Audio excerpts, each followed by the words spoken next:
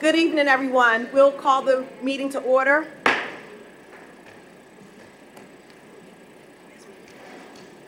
We will start with our Pledge of Allegiance by Dr. Whiting.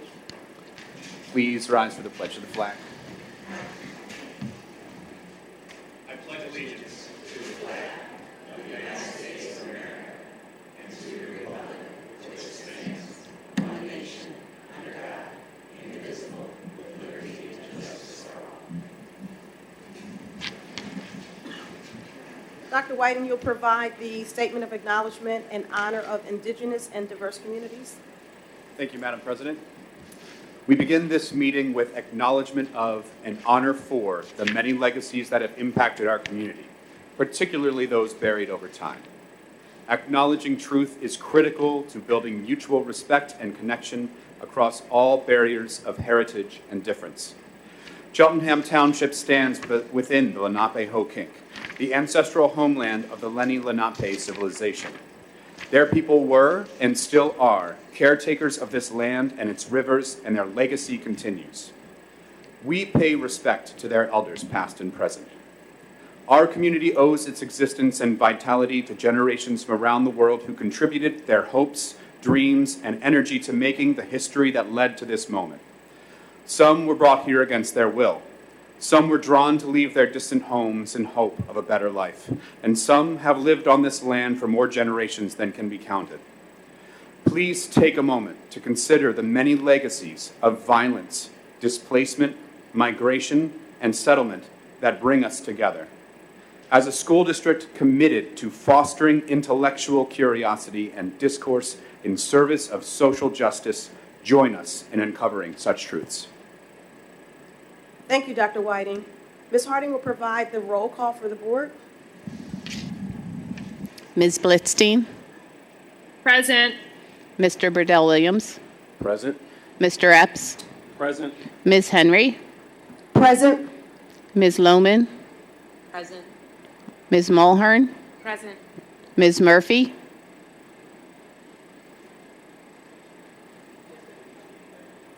Ms. Murphy, can you unmute yourself? Ms. Murphy. I am now unmuted. Yes, present. Thank you. Mr. Schultz. Present. And Dr. Whiting. Present. Thank you. That concludes the roll call. Thank you, Ms. Harding.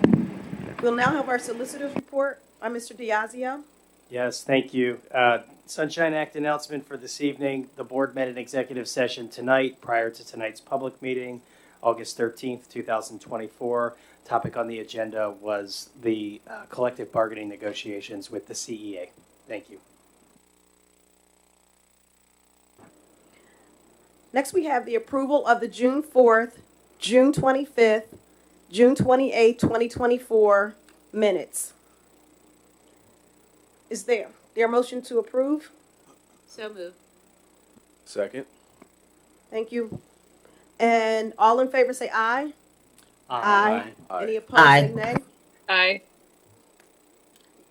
Aye. The motion carries. Thank you. Dr. Scriven will provide his superintendent's report.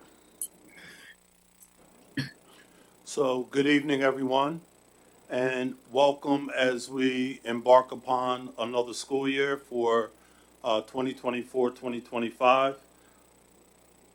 I would be remiss if I not acknowledge the wave of blue and gold. To our CEA representatives, we welcome you tonight as well. I would also like, for the first time, to formally introduce Mrs. Siobhan Savage, who is our new assistant superintendent, and welcome her to the table for this first August legislative meeting. Just want to give an overview of really a journey that we have embarked on thus far as central office leadership, as we have just concluded our first leadership academy. And I really want to start by touching upon something which is going to also go out in our welcome back communication, where I'm really trying to highlight our mission and our vision.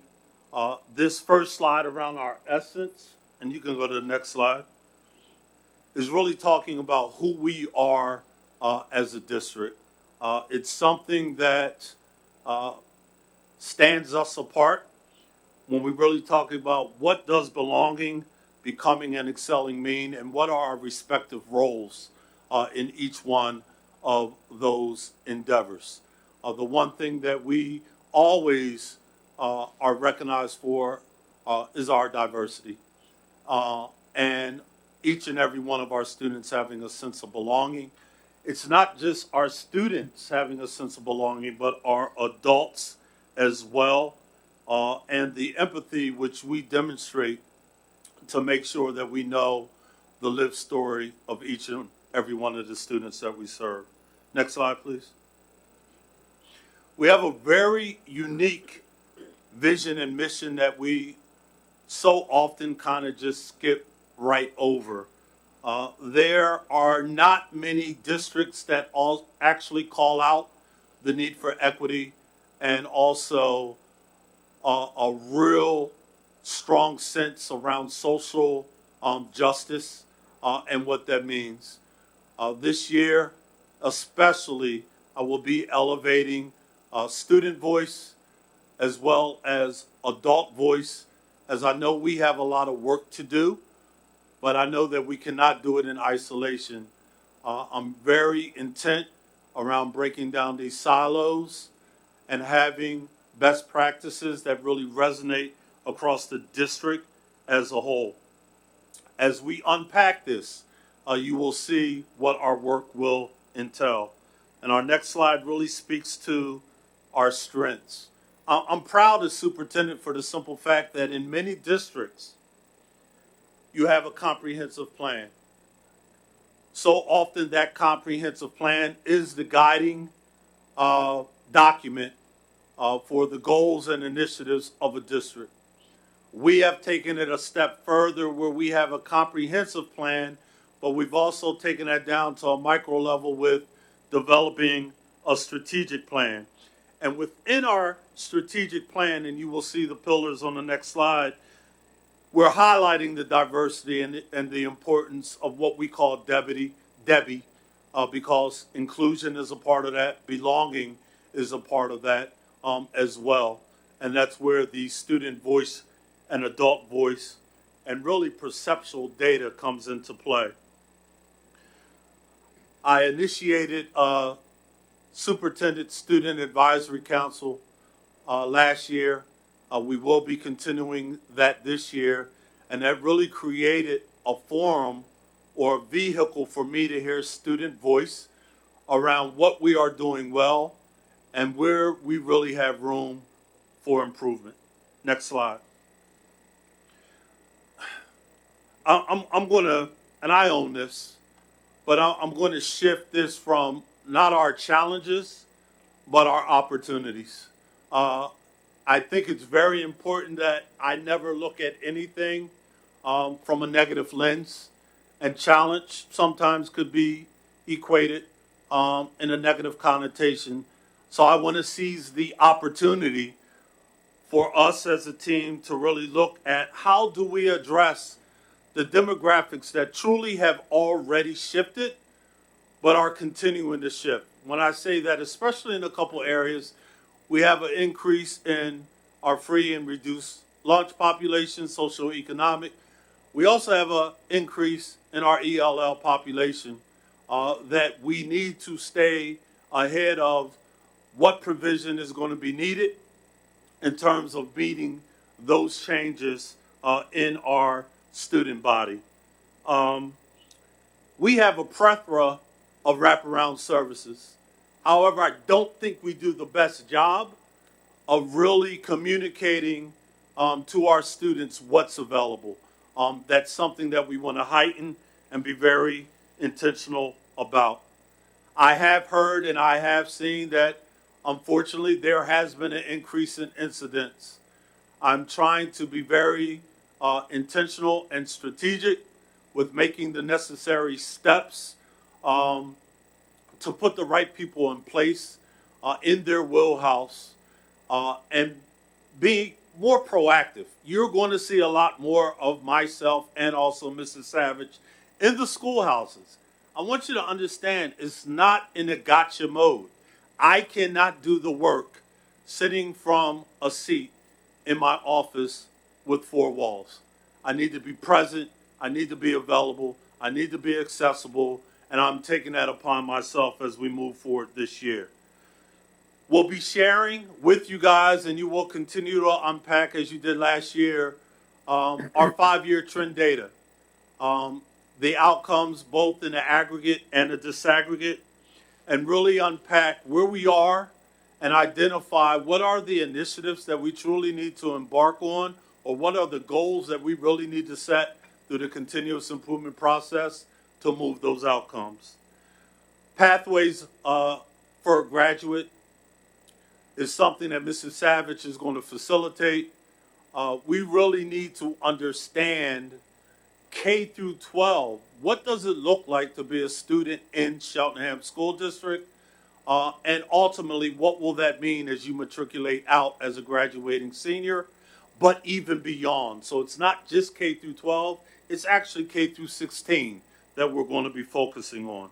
We have a blueprint that we will be sharing with you guys that a lot of teachers have actually helped, as we have a laser focus on making sure that we have a fluid curriculum all the way through kindergarten to 12th grade. We know, I recognize, I own that there's currently gaps, and we have to intensify our endeavors in those areas to make sure that we're addressing those.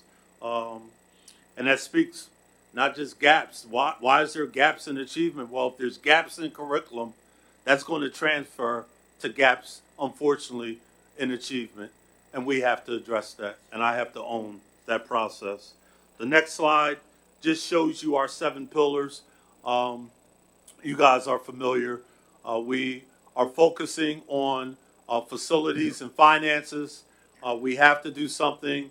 As you guys are aware, the feasibility study will rapidly be leading us a particular direction as it relates to Elkins Park. It's going to lead us a particular direction as it relates to improvements and enhancements that we have to do at the high school.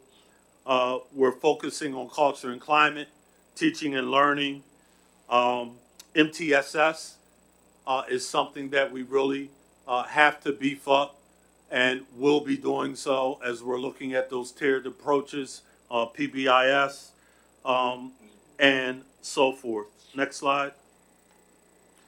Prioritize goals. I've touched upon those. They're a direct reflection of the goals that we've identified in our pillars.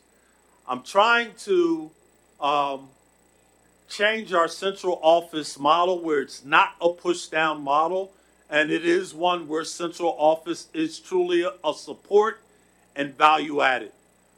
We cannot do the work without all stakeholder groups, and we are going to be relying on everyone to be collaborative in the process as we really try to navigate what our North Star is going to look like moving forward. Next slide, please. So when we talk about our action steps, every year I hold the end of the year meeting with first, second, third year teachers where I invite them to come out, have dinner, and it really gives them an opportunity to share what went well and where we need improvement. I resoundingly heard that we needed to revisit our induction, teacher induction process, our mentor process, our professional development process. We're going to be focusing in each one of those areas to make sure that it truly reflects what our faculty and staff need and not what we are assuming. We also have to work on continuing to empower our stakeholders and our parents to take ownership in the journey. It cannot be us alone doing this work. And the other areas you guys are familiar with, because I've mentioned the diversity, I mentioned the strategic plan. I mentioned the continuous work we're going to be doing around curriculum and instruction holistically. Just wanted to highlight on the next slide just the 3-day agenda that we had. We had the opportunity to meet with all principals, central office staff to unpack what I just shared in those previous slides. We had very robust dialogue. Individuals were afforded an opportunity to really speak their truth in terms of what is working for them and what is not. And what it is as superintendent that I need to do differently to ultimately get us to the goals in which we have set. The silo piece is huge, and you guys are going to see that and hear that this entire year.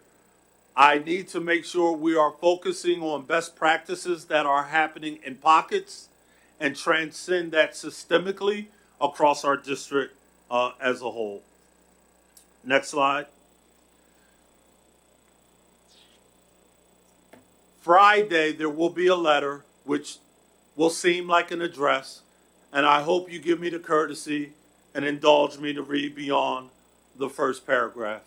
It is really where I've taken what our mission and what our vision is, and I've just expanded upon that. And you can just click through that, Ms. Harding. It's a 3-page document. I've never written that much. That's not my style. I believe it's important to be very direct and to the point. But I have to connect all of this. I know that part of my role as superintendent is to make sure that I am clearly articulating what the vision is, what our marching orders are for the district. When you read this document, when it comes out on Friday, it will highlight explicitly what those marching orders are. So I'm excited. Again, thank you for being here. I'm looking forward to us working collaboratively and to the board as we continue to embark on a new school year. That brings closure to my report for August. Thank you. Thank you, Dr. Scriven. We will now have public comments on agenda items only. If we have anyone in the audience or online, you can, in the audience, you can come to the podium, state your name and where you reside in the district. If you are online, you can email csdmeetings@cheltenham.org, or you can raise your hand. No, not raise your hand on this one. Gotcha. You can email. And seeing that there are no comments, we will move on to our committee reports. Mr. Schultz will provide the committee report for financial affairs. Thank you, Madam Chair. The Financial Affairs Committee met on Tuesday, August 6th in hybrid format at the Administration Building. Following roll call and approval of minutes, Administration presented the following items. An interim financial statements for this current academic year, which is a very abridged statement because the year is just beginning. An update regarding the state budget, which was passed after we passed our budget because they passed their budget after the mandated deadline for ours, which does reflect an investment in public schools across Pennsylvania. And there was a presentation of the final recommendations regarding our facilities and infrastructure, which is listed on our consent agenda as being received. This reflects the Category 2 for anyone who is paying attention to our detailed meeting minutes over the past year. So this is looking at what to do with Elkins Park, around high school facilities, athletics facilities. And the recommendation, the ultimate recommendation, is the least expensive while still meeting the needs of our students and our district, and involves moving 5th grade down to the elementary schools and 6th grade up to Cedar Brook. I will mention this when we pass, but just to highlight, this is a recommendation of work to be done. So it does not reflect an approval of any specific concrete project or bid, but rather a direction that is informed by the process that we undertook incorporating community voice. So that was the big topic of the meeting, which is why I spent so much time talking about it in this update. The final item was, excuse me, an update regarding our final our final expenditures regarding the ESSER funds, also known as the COVID relief funds. The next Finance Committee meeting will be held on Tuesday, September 3rd, following the facilities meeting. Usually it's around 7:30 at the administration building. That concludes my report. Thank you, Mr. Schultz. Ms. Murphy will provide the Educational Affairs Committee update.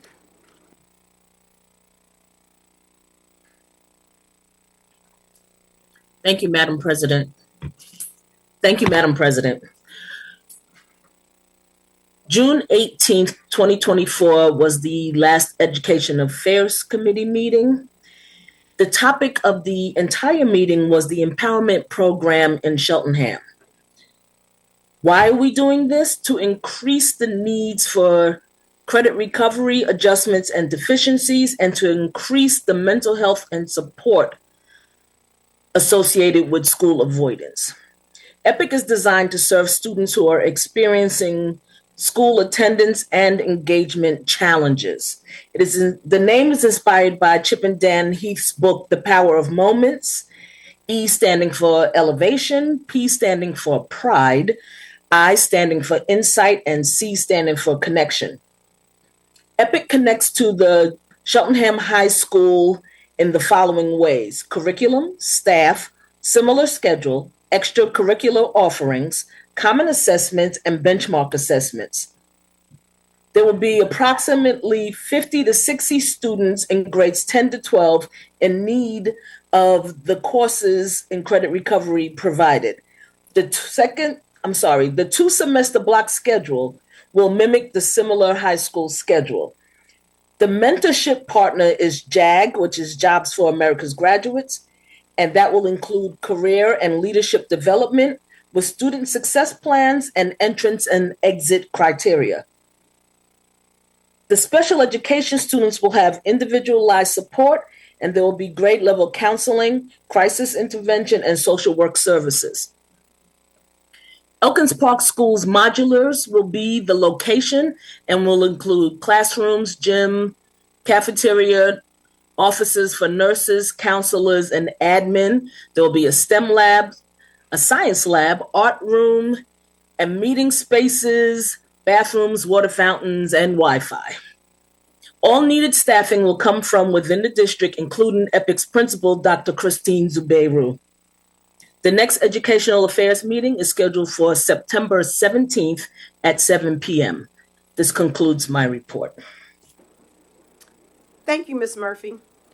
Mr. Burdell Williams will provide the report for Eastern Center for Arts and Technology. Thank you, Madam Chair. The Eastern Center for Arts and Technology Joint Operating Committee met last on June 19th, 2024 via Zoom. As always, the first order of business for the Joint Operating Committee was to approve and acknowledge the June Student of the Month, who was Matthew Gorman, an Upper Moreland High School senior who was recognized for his outstanding work in Eastern's automotive technology program. Just a couple things about Matthew, as I traditionally share about our Students of the Month. Matthew serves as the Automotive Technology Skills USA class representative. In his time at Eastern, he has already earned several industry standard certifications in safety and pollution prevention and various Valvoline certifications. In December 2023, Matthew achieved first place in the Auto Dealers Association of Greater Philadelphia Auto Tech Written Competition, and in 2024, he was one of 2 Eastern students chosen to compete in the hands-on competition from the ADAGP as well. Beyond academics, he volunteers at the Roslyn Fire Department. He also runs his own lawn care business and works as a lot attendant at Faulkner Infiniti Alfa Romeo Maserati. And after graduating from Upper Moreland, Matthew will be attending Temple University for mechanical engineering and has already received a scholarship for his program. I do just want to take a moment to just recognize students like Matthew who, although selecting Eastern as an opportunity for them in their high school experience, do have intention on continuing education in the college space, which to me reflects the flexible but also very beneficial nature of a career and technical education experience, not the necessary maybe formal or for me less interested mindset on that being an alternate experience, but that experience being one that is supportive of a student's growth and development and matriculation to find out what it is they ultimately want to do with their careers. Additionally, we heard on some updates about Eastern's Awards Night. So May 22nd, 2024, Eastern held its annual awards night at Upper Moreland High School this year. 170 students were recognized with approximately $48,000 in awarded scholarships for academic and technical achievement. The Eastern is also, they're very grateful for the Eastern Foundation for their fundraising efforts, which have been significantly challenging since returning from COVID. So please be on the lookout for more information about Eastern fundraising. One other important student highlight in June 2024, recent graduates from Eastern, including our own Marion Goldfarb from Cheltenham High School, as well as two of her other colleagues. They represented Eastern at the National Skills USA competition for Promotional Bulletin Board in Atlanta, Georgia, and they received a bronze medal. Man, I got a lot of Olympics on my mind. Sorry about that. The Promotional Bulletin Board competition had the theme of No Limits, and the students chose to feature non-traditional Eastern students on their board. The goal of this Promotional Bulletin Board was to showcase their non-traditional classmates as examples of individuals pursuing career aspirations without necessarily conforming to societal norms. For the reference of the community, the Skills USA Championships is the national culmination of a year-long process that begins in local Skills USA chapters all across the country. Local winners advance to district or regional competitions, testing their skills against competitors from other schools. Those winners advance to state competitions each spring. State gold medalists earn the right to compete nationally at the Skills USA competitions each June. Just a few more parts of my report.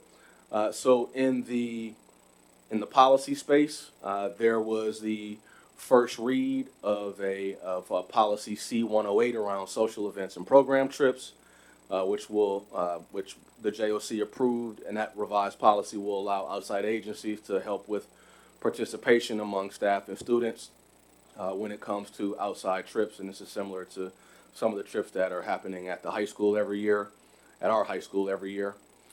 In the personnel space, there was acknowledgement of recognition of service for Dr. Scott Davidheiser, who was the superintendent of record for the last 2 years at Eastern and had finished his term. Shortly after, we approved the appointment of Dr. Jeffrey Fetcher from Abington as a superintendent of record for the period of July 1st, 2024 through June 30th, 2026. The next meeting of the Eastern Center for Arts and Technology is tomorrow, August 14th at 8 p.m. via Zoom. The link to that Zoom can be found on Eastern's website at eastech.org. And that concludes my report. Thank you. Thank you, Mr. Burdell Williams. Next, Ms. Lohman will provide the Montgomery County Intermediate Unit report. Thank you, Ms. Henry. The Montgomery County Intermediate Unit Board met on Wednesday, June 26th at 6:45 p.m. Highlights from the June 26th board meeting include an MCIU program highlight from Brandon Langer, who is the director of the MCIU's Office of Innovation and Strategic Partnerships. That office was just started this past year, and it focuses on 6 areas: communications, marketing, partnerships, innovation, collaboration, and development. One of the things the office has done quite a bit of is work with local colleges and universities to provide discounted professional development rates and other continuing education courses for MCIU employees. The results of the Montgomery County Intermediate Unit Board annual election were announced, and the MCIU Board seated 8 new members with terms effective July 1st, 2024. The board also elected 4 new officers for 2024-2025. Dr. Speaker, who is the MCIU's executive director, discussed focus group work that has been completed by the MCIU, and the focus groups included superintendents, MCIU employees, and the top issues that were identified as a result of this work were the need for increased communication, work around MCIU's brand, and addressing rapid organizational growth. The board approved a variety of purchasing agreements, budget items for 2024-2025, some revisions to budget items for 2023-2024, contracted service agreements with 2 different school districts, and then the board also approved a number of contracted service agreements to provide trainings, programs, and other services. The MCIU opening day for staff will be on Monday, August 19th at North Penn High School, and the MCIU board will meet again on Wednesday, August 28th at 6:45 p.m. in person at the MCIU's main office in Norristown and also over Zoom. This ends my report. Thank you, Ms. Lohman. Mr. Burdell, Ms. Blitzstein will provide the Facilities Committee update. Thank you, Ms. Henry. The Facilities Committee meeting was last held on August 6th, 2024. Following roll call and approval of minutes, the following agenda items were discussed. The EP mods have been cleaned out and were freshly painted. 13 tons of recycling was removed. Stormwater basins have been tended to at Cedarbrook, and EP boiler repairs have been completed.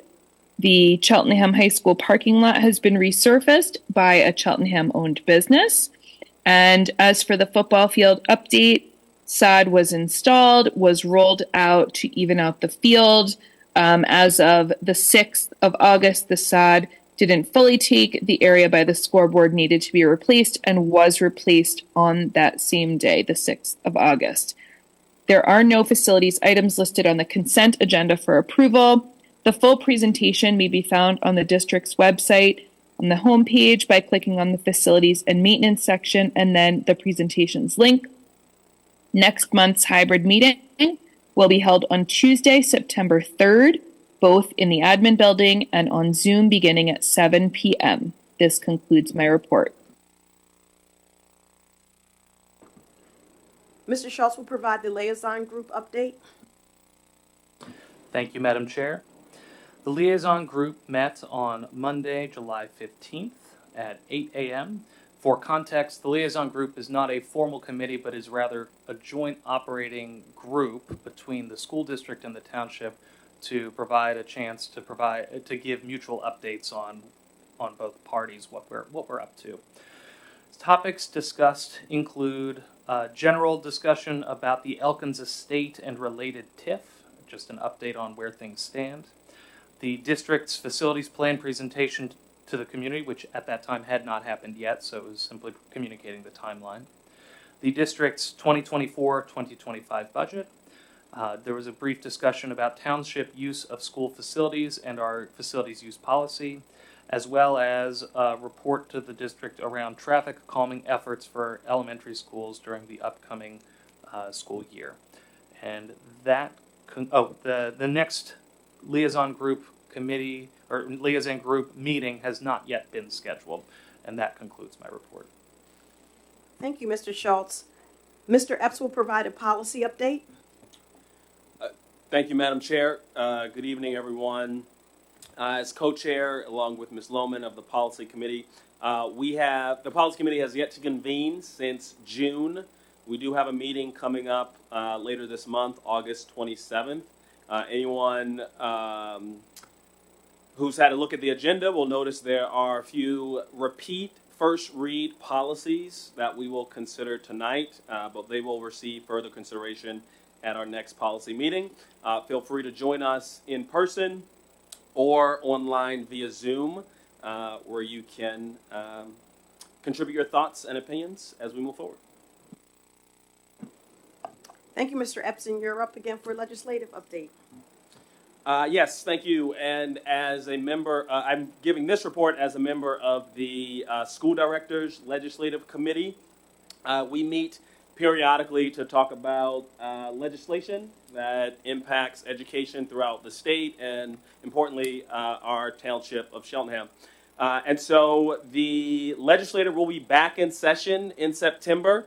Obviously, we are still in budget season as there's some code changes and language that will need to be finalized. However, I would encourage anyone within listening ear to go back to our most recent Financial Affairs Committee meeting where our very own Mr. Joshua Swigert goes into very detail about what the bill means for our township, what we planned for in our budget, how that changed based upon what was agreed upon, and ultimately what that means for our financial position as a district.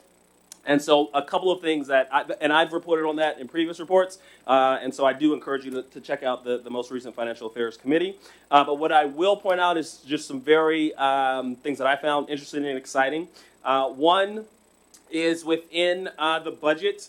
Thank you to all of our board members. Thank you to our administrators. Thank you to any families, teachers, anyone who voiced their thoughts around vouchers and the distraction that it caused for our budget season this year. And so that is not included. Vouchers and expansion of the voucher program was not included in this past budget. And so as the legislator talks about making a down payment, we can certainly have some trust that they are, again, not being distracted by some of the ideas on the periphery that have not been proven to be to meet student needs.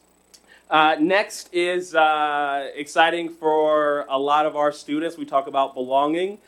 Within this budget, there are some funds that can be used toward providing some menstrual hygiene products to our girls and people who identify as girls within our schools, which is very big news, something that it does happen throughout the country, but that is a cause in of itself, and how certain health products are taxed in our society and access to health products. I'm excited that Pennsylvania is a place that is moving forward in again meeting students' needs within our walls. So again, free of charge hygiene products for anyone who needs it. That's something that we probably need to learn more about, but it will be coming soon. And then last but not least, anybody who has someone interested in going to college within next year or any years to come, there's a Grow PA grant. The Grow PA grant, it opens up a scholarship of up to $5,000 per year for any in-state student. So anybody who lives in the state, there's some rules around it. If you depending on your program that you study, you do have to commit to working in Pennsylvania after you graduate, but you are eligible for $5,000 per year as part of the Grow PA grant. So that was signed into law. More information to come around how to apply and access those funds for our students. So that brings my report to a close. We will reconvene as a legislative committee after the legislature comes back into session in September. Thank you. Thank you, Mr. Epps. We'll move to our approval of consent agenda. Can I get a motion to approve? So moved. Is there a second? Second, Zachary Epps. Before we take a vote, are there any comments from any board members? Mr. Burdell Williams? Yep. Just want to acknowledge the 49 individuals who are going to be starting new assignments within the Cheltenham School District. Maybe some of them already have, but that just appear on the consent agenda for this evening. Welcome. If you're already here, welcome back. And as one board member, I'm encouraged to have the new energy of what a new school year brings, and it's also really exciting to have a number of folks starting some new assignments, and wishing all of those folks the best in those roles, and looking forward to what the school year brings. So, that's it. Thank you, Mr. Burdell Williams. Mr. Schultz? Simply because I said I would, I did want to, where part of this consent agenda is the approval of long-range facilities planning study. I want to lead with a great appreciation to the administration, to staff and community who all participated in informing this over the course of many months. I also really, as a board member and a taxpayer, very much appreciate the care that was taken around making sure we were being as effective and affordable as possible while also meeting needs in crafting what these recommendations ultimately are. I think it really incorporated community feedback, but also recognizes the facts on the ground of what's realistic and what is appropriate for our kids. So thank you very much. And also just to highlight that the verbiage in this agenda item is not approving the allocation of funds, but rather approving a direction for administration to move, which will ultimately come back to the board and to the community for future requests when actual brass tacks are solved. So thank you very much. Thank you, Mr. Schultz. Mr. Epps? Thank you. I am always excited to, whenever I can talk about the investments that we make that change the student's experience, that uplifts the folks who support our students. And so in this agenda tonight, we can do that again in some of the agreements we're making in terms of the curriculum alignment, when we talk about resources around professional development and ensuring that students are getting what they need for different learning styles, and being able to know from kindergarten to 12th grade, right, what difference does that make as you go along that journey. We really are hearing not just words from our administration and superintendent about a process. We are putting our money where our mouths are, where our words are, and we're following it up with building a strong and robust team to carry this forward. And as a school board member, but also as a parent, and I'm thinking about the lives that are impacted by these decisions and how we improve the student experience. I see that in words, and I'm excited to see that in action as we move forward throughout this year. Thank you, Mr. Epps. We'll now take a vote. All in favor, say aye. Aye. Aye. Aye. Aye. Aye. Any opposed, say nay. The motion carries. Now we will move to public comment on non-agenda items. If you are in the auditorium, you can come to the podium, announce your name and where you reside in the district. If you are online, you can email csdboardmeetingcomments@cheltenham.org.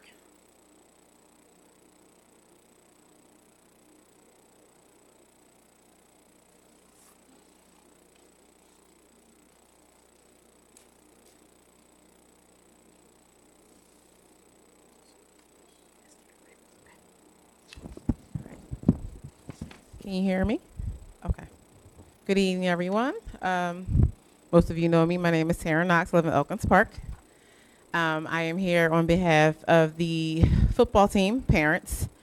For those who do not know, our field was dug up a few weeks ago, which was a surprise to us. A few weeks before our season starts, our first game is exactly 10 days away from today. Some of us had the chance to survey the field today, walk through and see where the sod was laid, where it was not laid. At this point, we are not comfortable putting our boys on that field. We surveyed several spots where it is uneven. We were able to pull several pieces of sod up, and it's divots in that field. So from a safety standpoint, we're not putting our boys on that field. We were told that it would be ready. We did not have faith that it would be ready because sod takes a certain amount of time to take. But as of right now, from what we have seen, they are not going on that field. We do not have a confirmation on where our first home game will be. We've been told a few things. But what I do know is that our coach has reached out to a couple of different schools that would be able to accommodate us for a first game. The one school that were told that possibly would be hosting our first game is, I believe, Springfield High School, which is right off of 309. I don't know if any of you are familiar with the school that we are going to play, Wilson High School. They're located in Reading, PA. We played them last year. If they go to an away game, they bring at least 5 buses worth of kids to their games. Springfield is not equipped to handle that. Their bleachers are all on one side, and they have not so much of a welcoming crowd. We were there twice last year for a Friday night where our game was rained out. Again, on a Monday afternoon, it was not a pleasant welcoming for our parents nor our team. So it is not something where we feel comfortable playing, where we're on the same sideline, just for safety purposes. This is very disheartening to have to continue to speak about. I know the administration is doing their best to handle this. However, we're 10 days out, and we don't know where we're going to play. Our coach tried to give his input on some of the schools that told us they had availability. We reached out to some of those schools who had not been contacted as of yet. So we're just hopeful that this can be considered with going forward with the amount of people that we draw for our crowd and some of the other schools draw for their crowd, that we're in a place that can accommodate everyone safely. It's, you know, you all know me. My son is going into his junior year. My first time speaking to you all was about this field, and junior year, we're still talking about the field. I know the plans for next season. I hope that they do go through. This was something that was an emergency, and we've gotten different levels of feedback of what happened, what did not happen. We were told that the district didn't know that the people were coming to drill. Then we were told during the last meeting we were aware that they were coming, just did not know when. At the last facilities board meeting, there were no pictures shown of what that field looked like before the sod was laid. There were only pictures of what the grass looks like. And it's just not in the shape where the football team nor the soccer team needs to be on that field. Us as the football parents had to reach out to the soccer parents to let them know what was going on. They had no idea. They're supposed to have a game, I believe the 26th. That is one of their biggest fundraising games. They were there with us today. I had to inform the color guard, who had informed the cheerleaders, who had informed the band. They all traveled with us to our away games and are at our home games. They did not know.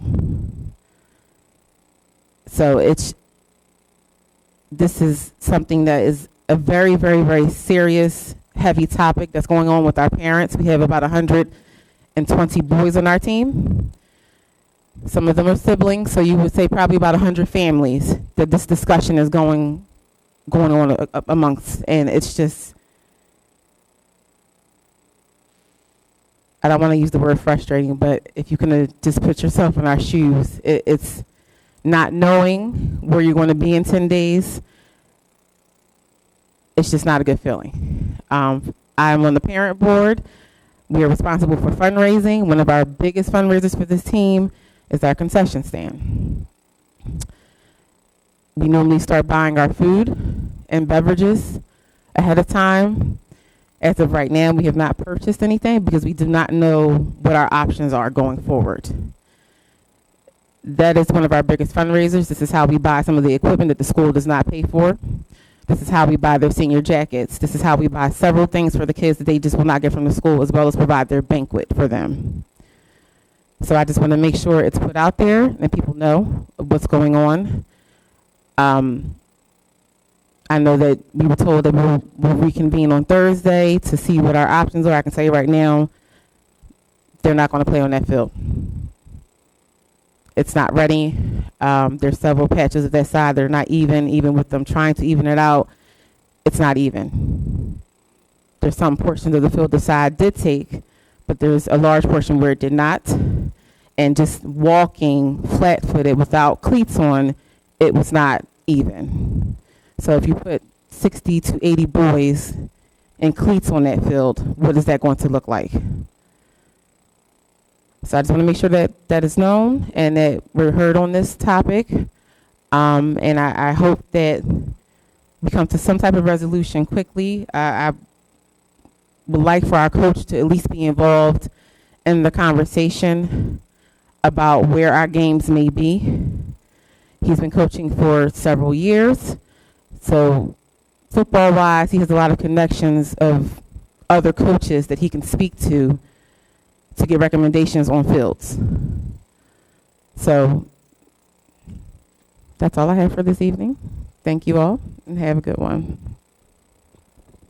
So I'm just going to respond by saying this. Thank you for your perspective. We will have PIAA representation coming out to assess the field. We will then be making a recommendation, and then you can do what you feel you need to do from that standpoint. We will be meeting on Thursday. We will be having updates, and we'll go from there. So I just want to make sure I'm clear what you're saying. You said you're going to make a recommendation on whether you feel the field is ready to play on? Once we have a PIAA officials come out to assess the field. Yes, that's correct. Okay, so let's just say. I'm not going to. I just want to make sure I understand that. So, because we have to tell this to the coaches and the parents. Go ahead. So basically, it's going to be depending upon what is said on Thursday from the PIAA officials and the administration. Yeah, everything's premature at this point. Like I said, I respect your perspective, but there has been no decisions that have been made until we do the due diligence and I make a recommendation. Okay, thank you very much.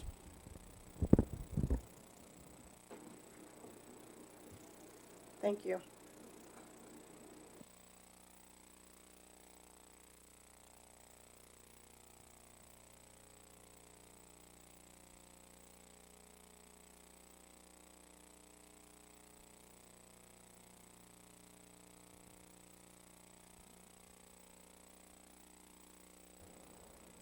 There we go. Can you hear me now? Okay, my name is Novice Ezel. I am from Glenside. And I know the issues that we're having with the football field is because of we're moving forward on the work that we're doing with the stadium. So I would like to know what is the next step. So the issue with the ground, they tore it up so they get the pressure test. So what is the next immediate step that is going to happen as we progress? So some type of timeline. I met with you today. You did, about the field. This is something different. I walked the field today. Yeah. Right now, we're addressing whether or not the field will be able to have the game on the 23rd. That's the priority. As we move forward with the feasibility study, you want to update holistically on the project and the next steps. No, I just want to know. So right now we're in the feasibility study stage. Yes. That's what I wanted to know? Yeah, Okay. and those recommendations from the feasibility study is what was just adopted by the board tonight. Okay, and then you're going to go through. I must have missed that. I apologize. Recommendation 2 was what was decided, and now we will have additional dialogue around what the bid process, et cetera, will look like. There will be a Gantt chart that will be developed, which will outline the phased process and what the dollar amount attached to each one of those phases will look like. Okay, and that process should take about, when you document it, is that months or? Well, it's different phases. So Okay. You have the stadium project is one. You have EP. There's going to be work that potentially is going to need to happen at Glenside. There's going to be work that potentially is going to happen at Cedar Brook. We're looking at options for air conditioning at the high school. Those are all different projects that will all have a different timeline that will all be managed by project manager. Okay. All right, thank you. You're welcome.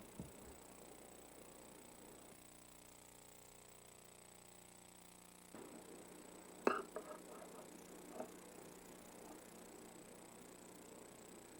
think Kevin said, is there one or none?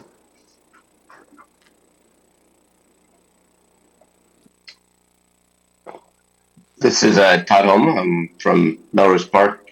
I don't know how to turn on the camera though. Can you hear me? Yes, we can hear you.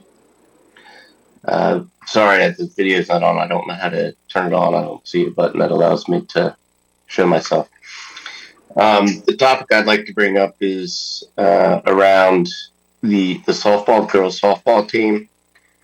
There's been some issues with the coach where a number of the players, majority of the players, are not happy with the coach. They feel like they're essentially not getting educated and improving their skills, and they're also being spoken down to. They've raised their concerns with many of the parents, and then they also took it upon themselves to reach out to the school district, both mainly Pat, the athletics director. And as far as we can see, no steps have been taken to address the issue. What's super disappointing is that it takes a lot of courage for the girls to go speak to authority and to bring up the issues, the concerns they have around the experience they're having.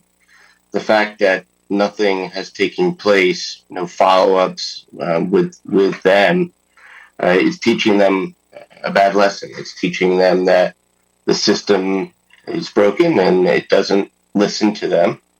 And I think as educators, that's a really bad lesson to teach the girls. And I would really like the board to intervene and to take a look at the situation with the softball coach. That's all I have. So this Thank is you. Dr. Scriven. Thank you for your comments. I'm not at liberty to discuss personnel. I can share there have been next steps. We will facilitate a meeting with you, other parents, students. That will happen through the interim principal, Dr. Hammond, the athletic director, and that will occur in the immediate future. So just want to give you that update. Thank you. Thank you.